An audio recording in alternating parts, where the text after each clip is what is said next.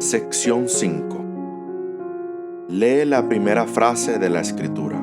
No dice: de tal manera amó Dios al mundo, que ha dado a su Hijo unigénito, para que todo aquel que en Él cree no se pierda, sino que tenga vida eterna. Juan 3:16.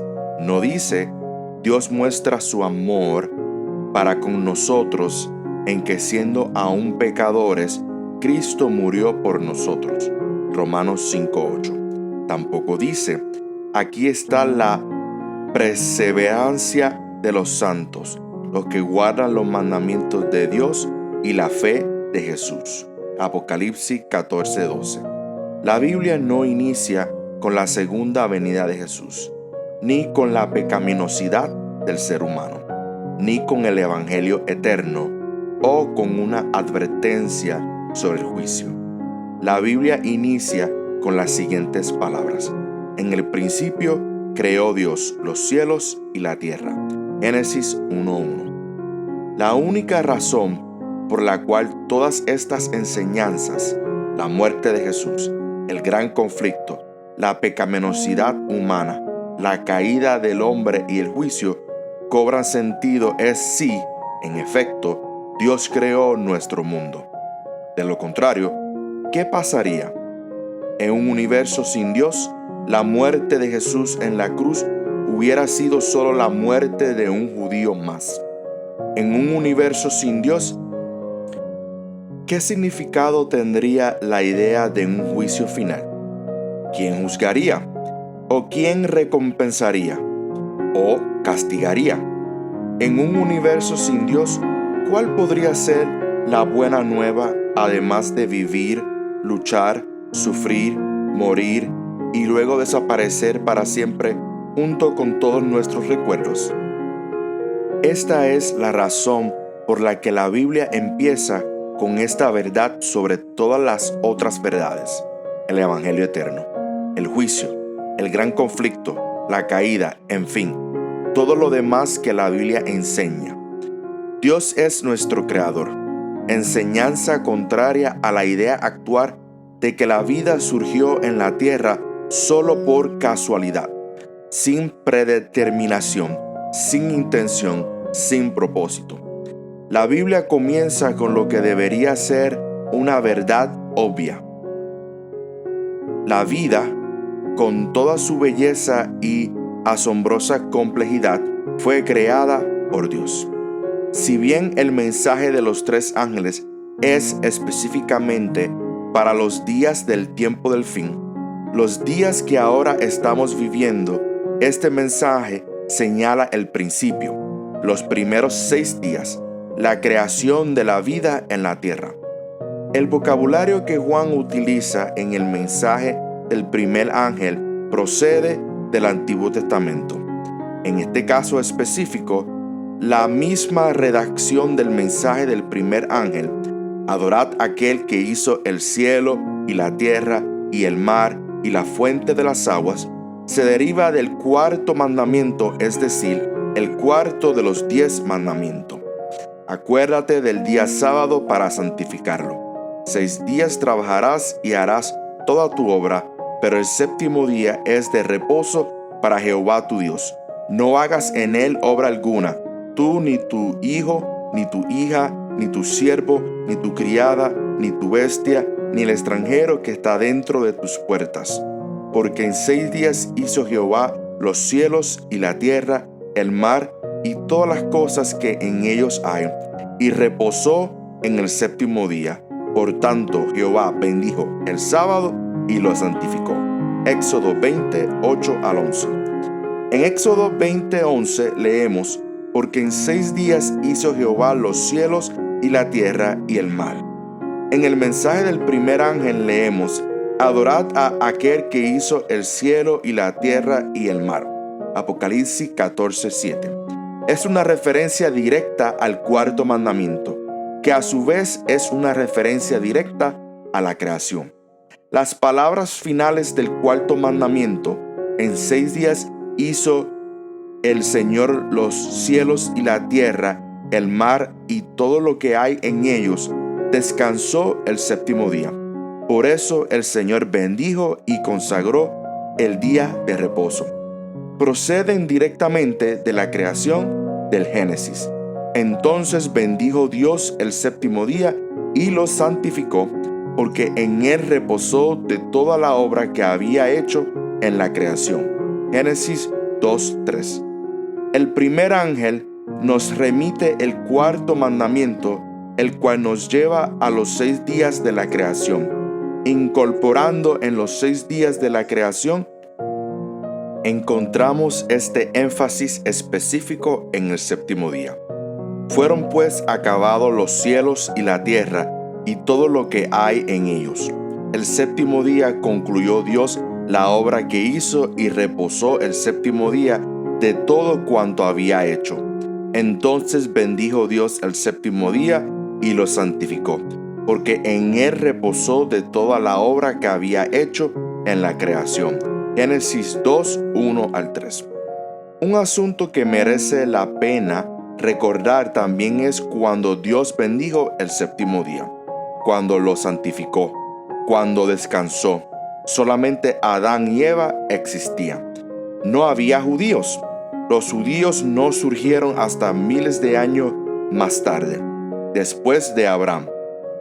La palabra judío aparece por primera vez en Segunda de Reyes 16:6 y Segunda de Reyes 25:25.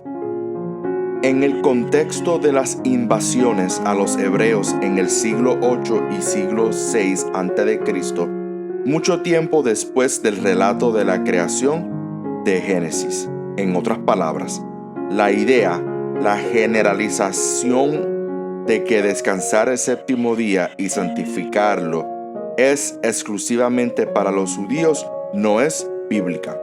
Los judíos prácticamente llevan guardándolo por más tiempo que nadie, por lo cual se les asocia comúnmente con él. Pero el séptimo día no tuvo su origen en ellos, así como la manzana, el omnipresente logotipo de la empresa de información Apple, no comenzó con Steve Jobs. La manzana, como el séptimo día, comenzó en el Edén, antes de los judíos y antes de Steve Jobs. No importa cuánto se asocie el sábado con los judíos, así como la manzana se asocia con Steve Jobs. A lo largo de toda la Biblia, tanto en el Antiguo como en el Nuevo Testamento, encontramos la doctrina de la creación. Esta es crucial para todas las demás, ya que nada de lo que la Biblia enseña tendría significado si Dios no fuera nuestro creador. Esta es la razón por la cual el tema aparece vez tras vez. Por la fe comprendemos que el universo fue hecho por la palabra de Dios, de modo que lo que se fue hecho de lo que no se veía. Hebreos 11:3. Porque así dice Jehová, que creó los cielos. Él es Dios, el que formó la tierra, el que la hizo y la compuso. No la creó en vano, sino para que fuera habitada la creó. Yo soy Jehová y no hay otro. Isaías 45:18. Señor, digno eres de recibir la gloria, la honra y el poder, porque tú creaste todas las cosas y por tu voluntad existen y fueron creadas. Apocalipsis 4:11. En el principio era el Verbo estaba con Dios y el Verbo era Dios. Este estaba en el principio con Dios. Todas las cosas por medio de él fueron hechas, y sin él nada de lo que ha sido hecho fue hecho. Juan 1:1-3. Por la palabra de Jehová fueron hechos los cielos, y todo el ejército de ellos, por el aliento de su boca. Salmo 33:6. Pregunta ahora a las bestias, y ellas te enseñarán. A las aves de los cielos, y ellas te lo mostrarán. O habla a la tierra, y ella te enseñará. Y los peces del mar te lo declararán también. ¿Cuál entre todos ellos no entienden que la mano de Jehová lo hizo? Job 12:7-9. Estos ignoran voluntariamente que en el tiempo antiguo fueron hechos por la palabra de Dios los cielos y también la tierra, que proviene del agua y por el agua subsiste. Segunda de Pedro 3:5. Así dice Jehová, Dios, creador de los cielos, el que los despliega, el que extiende la tierra y sus productos, el que da aliento al pueblo que mora en ella y espíritu a los que por ella caminan. Isaías 42:5. Solo tú eres Jehová. Tú hiciste los cielos y los cielos de los cielos con todo su ejército, la tierra y todo lo que está en ella, los mares y todo lo que hay en ellos. Tú vivificas todas estas cosas y los ejércitos de los cielos te adoran. Nehemías 9:6. Porque en él fueron creadas todas las cosas, las que hay en los cielos y las que hay en la tierra, visibles e invisibles, sean tronos, sean dominios, sean principados, sean potestades, todo fue creado por medio de él y para él. Y él es antes que todas las cosas, y todas las cosas en él subsisten. Colosenses 1:16 y 17. Hay muchos versículos más que muestran cuán importante es la doctrina de la creación. De hecho, tan importante es esta doctrina de Dios como creador que se nos ordena emplear una séptima parte de nuestras vidas cada semana, sin excepción, para recordarla, algo que no se nos pide hacer con ninguna otra doctrina. ¿Por qué? Porque ninguna doctrina tiene sentido separada de Dios como nuestro creador. Justo al nivel de no matarás, no cometerás adulterio y no hurtarás, está el mandamiento de acuérdate del sábado. ¿Por qué?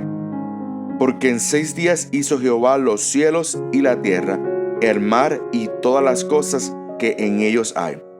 Una séptima parte de nuestras vidas cada semana vamos a recordar no a las deidades que los paganos adoran en la antigüedad, no la mera casualidad ni la selección natural, sino a Dios y solo a Él como creador. Qué asombroso que lo primero que la Biblia declara santo no es un santuario, no es una montaña, sino una porción de tiempo, el séptimo día. Entonces bendijo Dios el séptimo día y lo santificó, porque en él reposó de toda la obra que había hecho en la creación. Génesis 2:3. La palabra santificó aquí se traduce de un término que generalmente significa santidad, ser apartado para uso sagrado. Si bien la creación tiene que ver con los cielos, la tierra, las aves, los animales terrestres, los astros y los seres humanos, fue el tiempo, no el espacio, lo que Dios declaró primero como bendito y santo, ya que la dimensión en la que existen las cosas del espacio, es decir, los cielos, la tierra, las aves, los animales terrestres, los seres humanos, es el tiempo. Por último, tan importante es recordar la creación que en lugar de que nosotros vayamos al sábado, es Él el que viene a nosotros. Una vez a la semana, a 1600 kilómetros por hora, el sábado le da la vuelta al mundo. Llega a la puesta del sol y nos abandona 24 horas después como una enorme ola purificadora que se derrama sobre el planeta. Nunca tenemos que buscarlo, el día siempre nos encuentra a nosotros. Entonces, en este mensaje de advertencia sobre el fin del mundo, la palabra de Dios nos devuelve al principio del mundo, concretamente a aquel que lo creó. Por eso nos dice no solo que le temamos, no solo que le demos gloria, sino también que le adoremos. La adoración de la imagen. Un dramático episodio se desarrolla en la Escritura. La decisión es dura, pero clara e inequívoca. Obedecer la ley terrenal o morir. Morir arrojados vivos a un horno de fuego. No hay términos medios. no hay apelación, no hay perdón. Obedeces o mueres. Pero la cuestión de fondo es mucho más profunda de lo que parece. Se trata de la adoración. La cuestión del fondo es: ¿a quién vamos a adorar? Porque en última instancia todos adoramos algo o a alguien.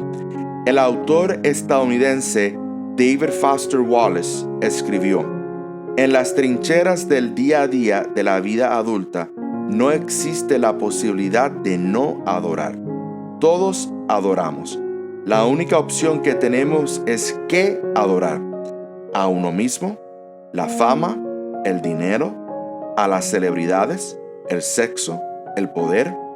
La adoración no tiene que ver con cuestiones religiosas, con la reverencia o con cantar himnos de alabanza al Señor.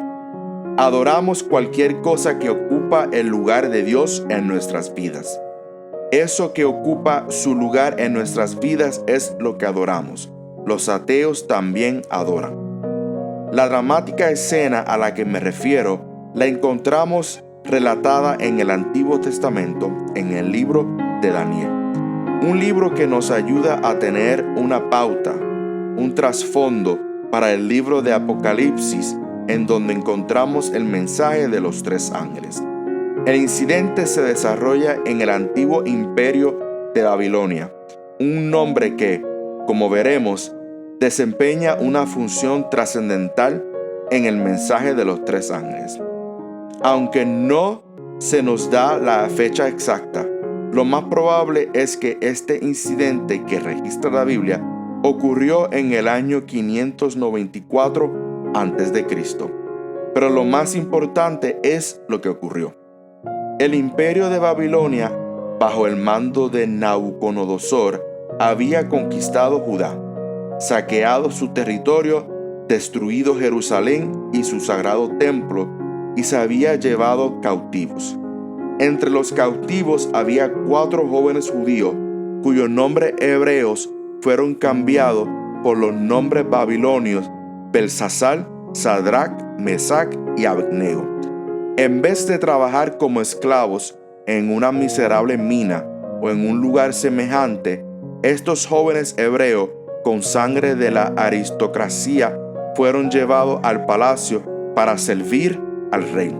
En ese lugar sobresalieron en todo asunto de sabiduría e inteligencia que el rey los consultó.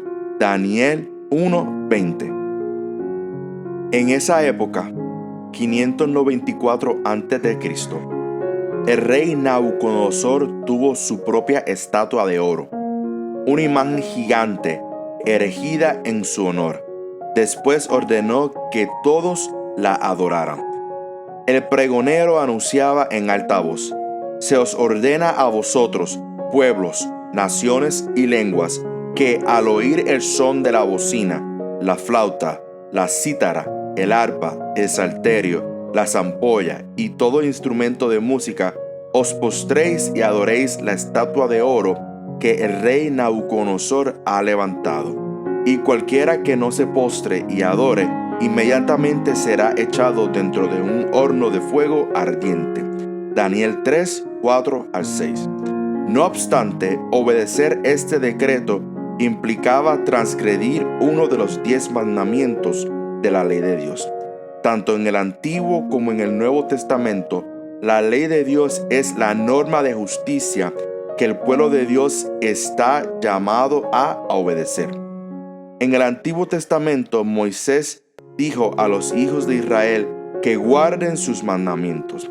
En el Nuevo, Santiago escribió: cualquiera que guarde toda la ley, pero ofende en un punto, se hace culpable de todos, pues el que dijo no cometerás adulterio, también ha dicho no matarás.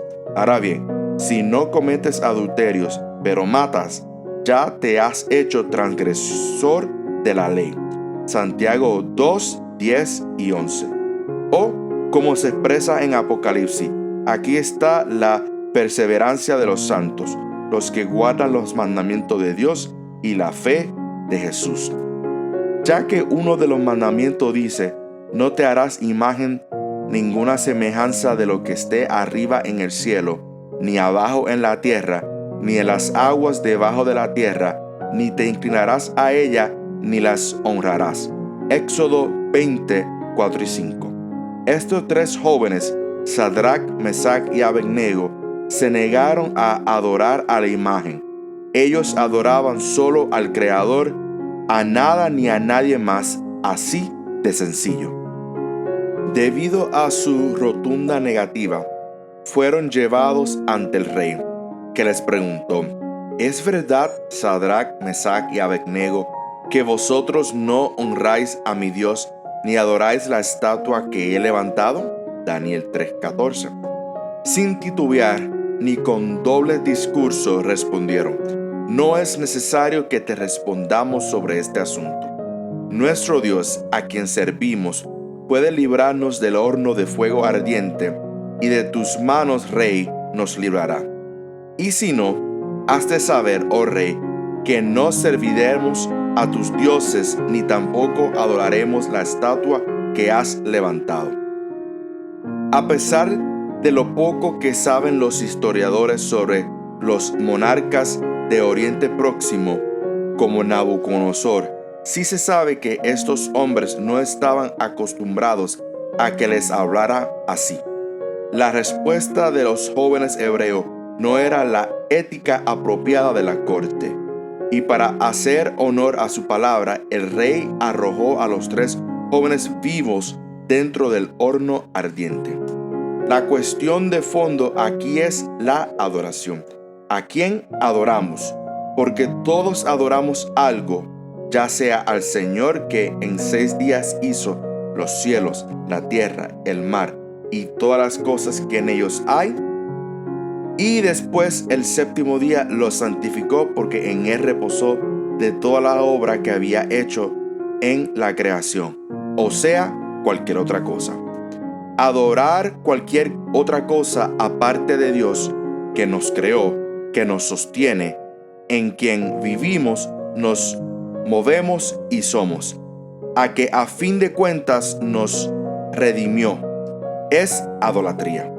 Ya sea que adoremos la imagen de oro, la ciencia o a uno mismo, el dinero o el sexo o lo que sea que convirtamos en Dios, sigue siendo idolatría, porque solo el Señor nos creó, nos sostiene, nos da la vida.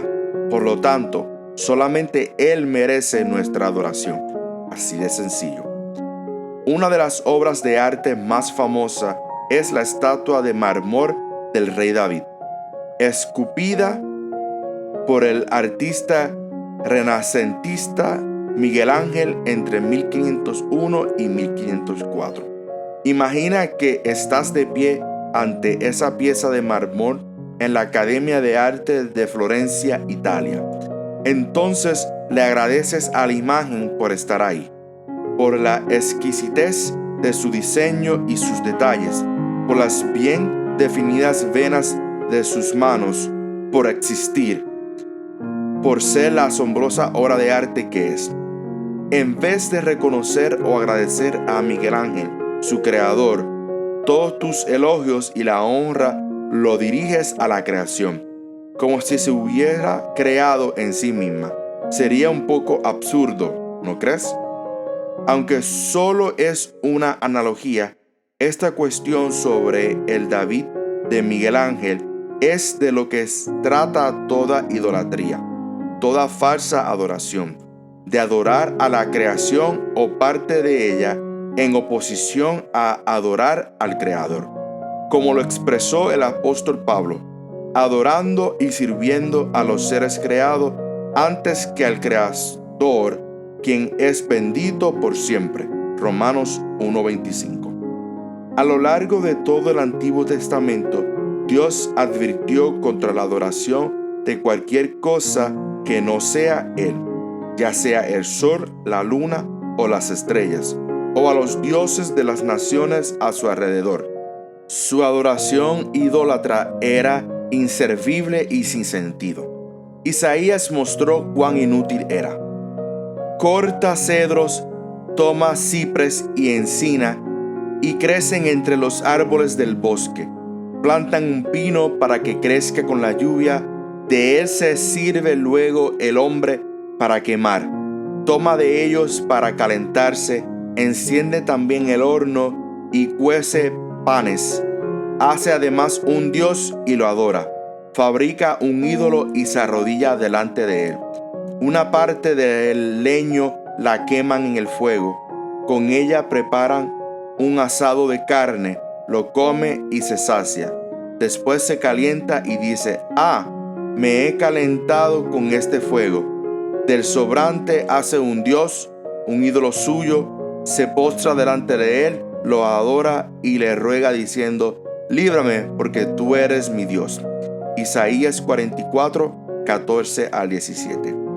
En algunas culturas, las personas son muy sofisticadas a la hora de hacer exactamente aquello de lo que Isaías nos advierte aquí.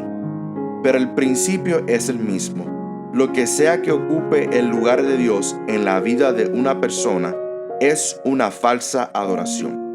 Y sea lo que sea, no puede salvarle más de lo que salvaron a Steve Jobs las computadoras, la fama, el dinero o el poder. Tarde o temprano, la gravedad nos va a llevar de vuelta al polvo del cual todos surgimos, y nuestra única esperanza, nuestra única salvación la encontramos en el Señor, en su Evangelio eterno. Solo Dios merece ser adorado. La fama, el sexo, el poder, la ciencia, la tecnología, uno mismo, ninguno de estos potenciales ídolos puede salvarnos más de lo que la imagen tallada de la cual nos habla Isaías salvó a quien la talló. El incidente de Sadrach, Mesach y Abednego y su negativa rotunda a adorar la imagen está directamente relacionado al mensaje de los tres ángeles. En Daniel 3, la frase adorar la estatua de oro aparece 6 veces. El libro de Apocalipsis, en el capítulo que precede al mensaje de los tres ángeles, nos advierte sobre un tiempo de persecución. Bajo amenaza de muerte, las personas serán forzadas a adorar la imagen. Como en Daniel 3, el asunto de la adoración y a quién adoramos llegará a ser especialmente relevante. De hecho, el mensaje del tercer ángel utiliza vocabulario de Daniel 3 cuando nos advierte contra la adoración de esta falsa imagen que aparece primero en Apocalipsis 13. En resumen, el mensaje del primer ángel inicia con el Evangelio eterno, la maravillosa buena nueva de Jesús, nuestro Creador y Redentor, cuya justicia nos concede esperanza en la hora de su juicio. Además nos llama a temer a Dios y darle gloria. El clímax del mensaje del primer ángel y su culminación es un llamado a adorar a aquel que hizo el cielo, la tierra, el mar y las fuentes de las aguas. Adorad a quien estableció en el Edén el séptimo día como recordatorio de la creación. Este llamado a adorar al Creador se vuelve, como veremos, más punzante cuando se contrasta con la feroz advertencia del mensaje del tercer ángel sobre la adoración de la imagen, en un momento en que la cuestión de la adoración envolverá al mundo. Todos adoramos. En última instancia, adoramos una de las dos opciones, la creación o al Creador. La primera, la creación, esta creación caída, es de la que necesitamos ser salvados. La otra opción, el Creador, es el único que puede salvarnos de la creación. Entonces, ¿creación o Creador? ¿A quién adoramos? El mundo con una sola lengua. Es un episodio fascinante envuelto en los misterios creados por el tiempo, porque se desarrolló en lo más profundo del pasado y nuestro único registro en las Escrituras lo describe solo en 9 versículos. Génesis 11 del 1 al 9. Sin embargo, sus implicaciones, sus resultados, han resonado a través de los milenios hasta este momento, tu presente. El hecho de que estés leyendo estas palabras en tu propia lengua se debe a lo que ocurrió en esta historia. Así de fundamental y relevante fue el evento. También, así como la semilla de la toronja fue originada desde el Edén, las diferentes lenguas surgieron desde la Torre de Babel. El relato inicia con esta declaración. Tenían entonces toda la tierra una sola lengua y unas mismas palabras. Por lo que sabemos y por la historia registrada también, esta es la realidad de las diferentes lenguas. Si bien el concepto suena extraño, dado que aún era relativamente temprano en la historia de este mundo, la idea de una sola lengua y unas mismas palabras tiene sentido. Esta es la lista de descendientes de Adán. Cuando Dios creó al ser humano, lo hizo a semejanza de Dios mismo. Los creó hombre y mujer y los bendijo. El día que fueron creados los llamó seres humanos. Génesis 5, 1 y 2. Un Dios, una raza, un idioma. Si bien la fecha exacta de este relato de la Torre de Babel es incierta, el diluvio del Génesis, el diluvio universal, ya había pasado. Noé murió y sus hijos, sus nietos y sus bisnietos se multiplicaron y se dispersaron. Algunos habitaron en una llanura en la tierra de Sinar, en la parte sur de Mesopotamia, el sur de Irak en la actualidad. Fue ahí que hace mucho tiempo la gente dijo, vamos, edifiquemos una ciudad y una torre cuya cúspide llegue al cielo y hagamos un nombre, por si fuéramos esparcidos por la faz de la tierra. Génesis 11:4. Podríamos imaginar que después de enterarse del diluvio, estas personas buscaban protegerse de otro diluvio. A pesar de que cada vez que aparecía el arco iris en el cielo, Dios les recordaba que no volvería a exterminar a todos los seres vivos con aguas de diluvio, ni habrá más diluvio para destruir la tierra. Génesis 9:14. Por lo tanto, la construcción de la torre cuya cúspide llegara al cielo representaba un desafío a Dios y a sus promesas.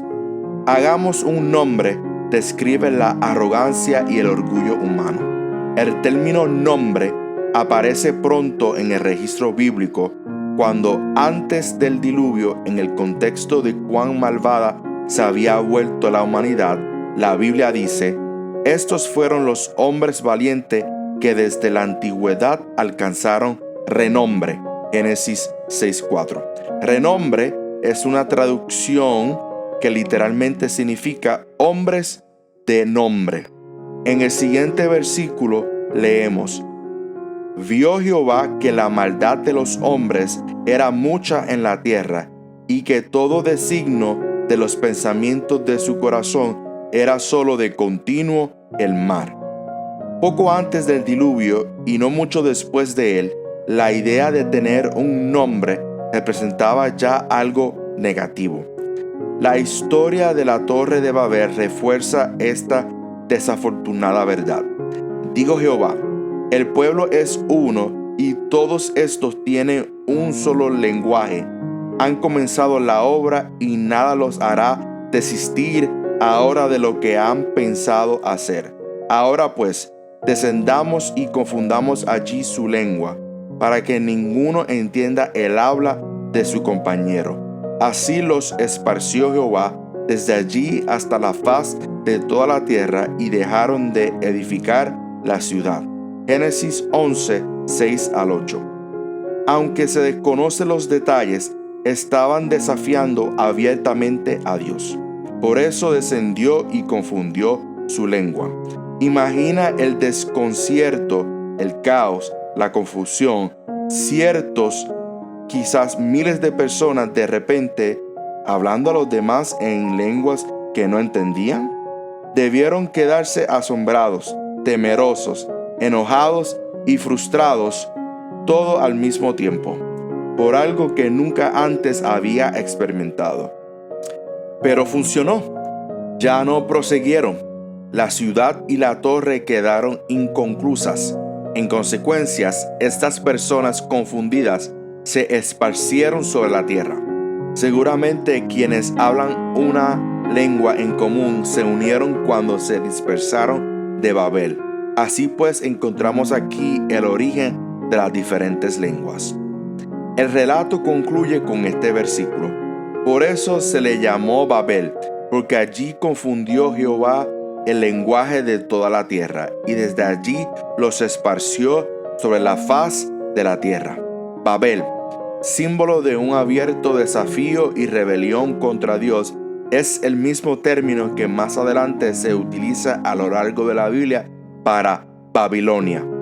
El nombre Babilonia aparece cientos de veces en la Biblia. Desde los días de la monarquía judía, más de medio milenio antes de Cristo, hasta el libro de Apocalipsis, en donde su primer uso lo encontramos en el siguiente versículo. Otro ángel lo siguió diciendo: ha caído Babilonia, la gran ciudad, porque ha hecho beber a todas las naciones del vino del furor de su fornicación. Apocalipsis 14:8. ¿Dónde encontramos esto? En el mensaje del segundo ángel. De hecho, este es el mensaje en su totalidad. ¿Qué significa este mensaje y qué nos dice